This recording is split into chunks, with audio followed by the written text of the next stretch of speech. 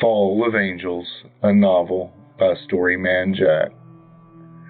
Zaytan, the mistress, took us in and gave us a place, a structure, and then she gave us power in our forms and in magic, giving us the powers of the beasts of the field, fowl of the sky, and the creatures of the depths, of fire and ice, storms and lightning, and that of the darkness. And those who followed the ways of her law called it the law of the shadow. From the Scrolls of Shadow, author unknown.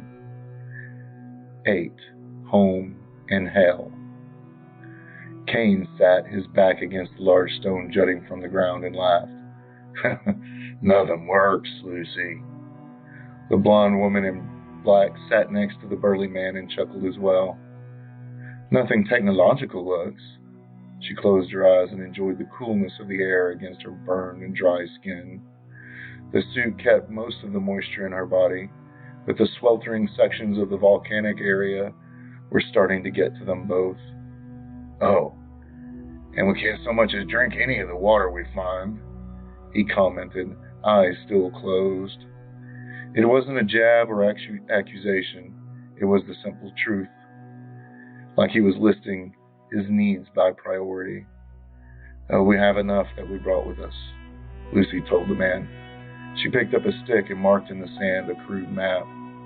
We only have to get here, about 50 kilometers to the south, and the land is not affected by the chemicals and fumes contaminated this region. It looks like there is a freshwater lake there. At least, the information I retrieved from the ship says so.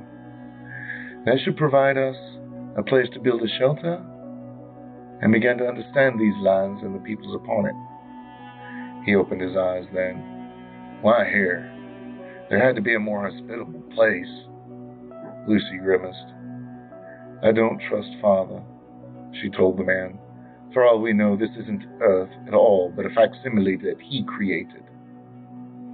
Or this could be Earth, but he has a massive infrastructure deep in the world that will support him until infinity. So it's necessary to find a place that was remote. Though the real reason I chose this place was that the creatures here are not human, or even human-like, which means they are the result of Father's experiments. Lucy placed a hand on the back of her head at the joint where the spine and skull met and rubbed. We can study them. Let the nanites learn to communicate with them, and then do our own experiments. She stood. Let's go. There's some sort of settlement no more than 50 miles in that direction, and we're going. Cain grunted. We can supply there, you think? Lucifer nodded. And start to learn more about this strange place, the peoples, and how we would control this region. Cain shook his head. To what end? He asked. Why go to all this trouble? We could just find a nice place and remove ourselves from any worry, living virtually forever, without fear or care. Lucy didn't respond or look back. She just kept walking. But Cain knew. He knew exactly why she wished to gain power, whatever the cost. Adam, he thought. It was always about Adam. The perfect man, the one above reproach, the one man Father could only measure the rest of them against, just like Abel. That was who Cain was pitted against time after time. The one Cain had to team up with, who he had to drop everything to help whenever one of his projects required heavy lifting. Abel was weak. He was needy. He was a pain in Cain's ass. A weak man having been designed by the Father for research and study. Cain spat to the side just thinking about him. How long they trudged, he didn't know. Kilometer after kilometer, the desolate, sand-blasted land kept on, but eventually, even as they began to run out of food and viable water, the 5th or 6th day, he couldn't remember, a village of sorts loomed, small and ungainly off in the distance. Lucifer had been brooding quietly, and Cain didn't know what to set off. didn't want to set off the unstable woman. He brooded himself as they went. Hell, he might as well get in on it like everybody else after all. And he came to understand something that he'd held tightly in the back of his mind. The dream. They'd all experienced it, every one of them. The captain, he grimaced in his mind, a bitter pill hitting the conscious thought. Adam had all but confirmed it. And Abel just smiled when he mentioned it to the man. Smiled, as if the nightmares he'd seen, the darkness and sorrow and loss. He stopped and pulled his mind away, lest he get lost in that nightmare again. The landscape they'd barely been able to cross, leaving visible scars upon them both as they were burned across their faces and hands, and only the suit covered portions of their bodies withstanding the uninhabitable lands of fire and brimstone that they crossed. Fortunately, Lucifer had all the serum, and they'd altered themselves slightly to withstand the travel. If they had not, they'd have had to go much further and would have run out of food. Cain had no doubt that he would have been able to find a way to hunt or trap given time, but the volatile woman he had chosen to team up with, he placed his future, would have no delays. She was driven. Lucy stopped and turned back toward her companion. Look there, she pointed. As this land starts to return to foothills, there are caves over there, not very far, about a couple of hours further as we've been going. He shaded his eyes against the bright sun. Yeah, I see some formations over there, he confirmed. She nodded. We will make camp in one of those caves for the rest of the day and scout the village tonight. Find out what we can about them. And hope that the nanites work well enough to translate whatever language has evolved out here, if any. Cain had questions, and he had suspicions. How can we assume, given the amounts of time we're considering, that the language that's being used has any resemblance whatsoever to anything these devices could translate? I designed them to do just that, Lucifer boasted. Though it was true enough, Cain knew. He shook his head. I never got that, but He scratched his growing beard. Ranch Turner, and not privy to such education. Lucy sighed. Cain, she almost spat as if disgusted. Why do you play stupid? Cain drew up most sincere and confused face he possibly could. Don't know what you mean. It was as empty-headed as he could make it. She growled at him. It came out of her throat as if an enraged lion was about to come with it, having had to tear at her throat on its way to make such a sound. He held up his hands in mock surrender. Listen, you all assume I wasn't paying attention. It gave me advantage over all of you. Especially Adam. She nodded. Right enough, Cain said as he turned toward the path that would lead toward the caves. Adam has a blind spot, he continued as he led the way. He believes in self-sacrifice, for taking the punishment and responsibility for any failure any one of us committed. So, he's altruistic, she shrugged. He's a moron, and I doubt he'll survive long in this new earth he and Father led us to.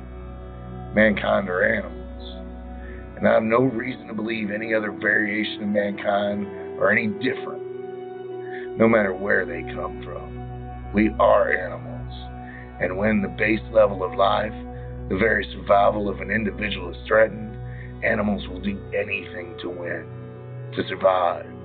They'll kill, they'll murder, they'll destroy what they've built to survive.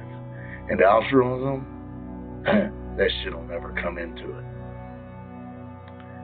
See, Lucifer told him, pointing a finger at his nose, this is why I chose you over that little botanist.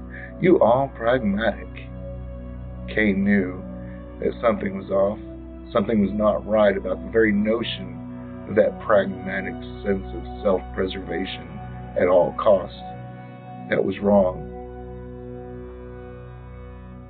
Why do you feel like there's something with that we're missing?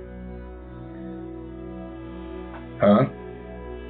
He asked, letting himself try to understand the complex ideas that had sparked it in his head. Oh, Lucifer teased. Like why we aren't like the others? He stopped and waited for her to get even with him on the path. Yeah, that. It was more of a question. Because Father made us this way, she told him as if it were just a matter of fact, for his own reasons that I do not yet know or pretend to understand what those reasons were. But he deliberately made you and I. He paused. She paused, thinking of the right term. More self-interested than all the others.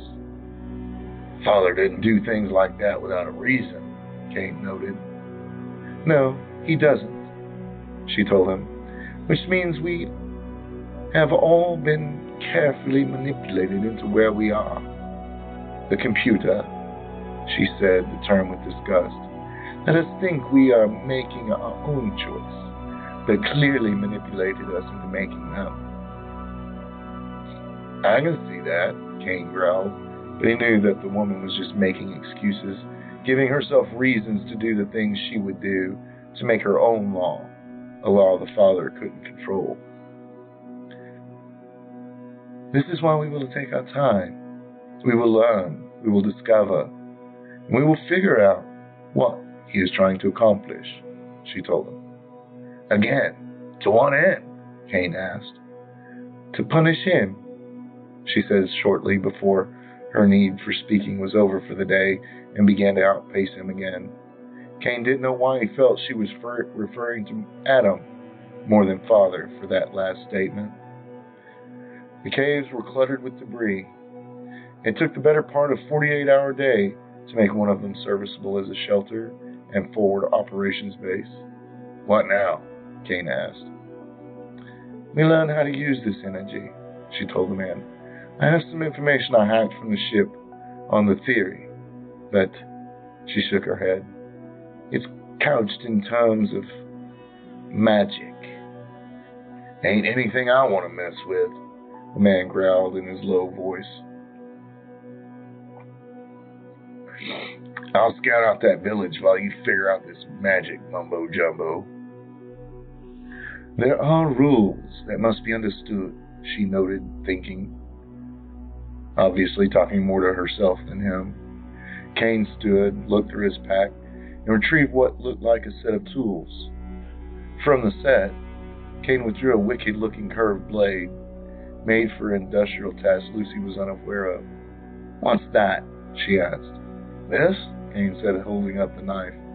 It's a sheathing knife, used for cabling and rewiring.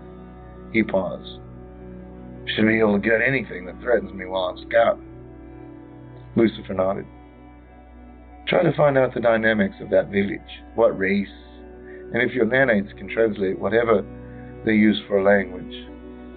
All these peoples on this rock are little more than savages, if they aren't just that outright. The creatures of that village are called generally trolls, though they hardly resemble the creatures of myth. Lucifer did not notice Cain's departure from the cave and began meditating on the energy that flowed throughout the earth and focused her senses upon it in order to force her nanites into action. The Father's theory was that you must let the foreign energy enter the body and allow the nanites to work as designed and fight the energy as an invader, much like white blood cells do when the infection invades the body. She imagined just that in her mind.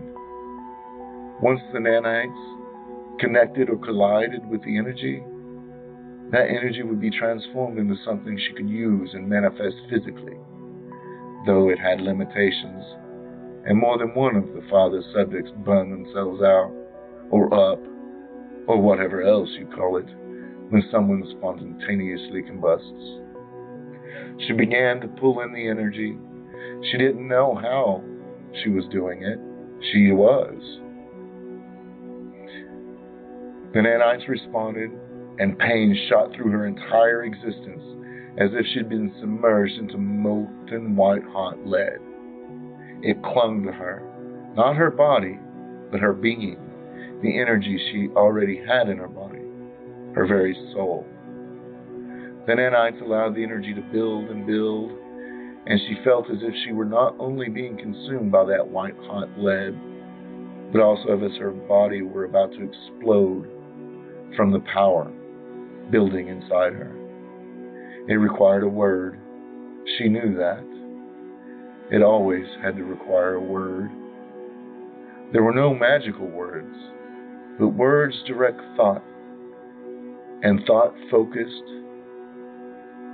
with the word would direct what was needed to manifest that energy. Adustio, she said, the Latin word for burn, and the small fire they had been able to light, though puttered weakly, suddenly roared to life. Oh, how horrible, she said to herself.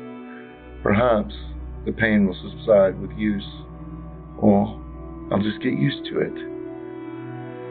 She had no idea how long she'd been working or figuring out the use of this energy.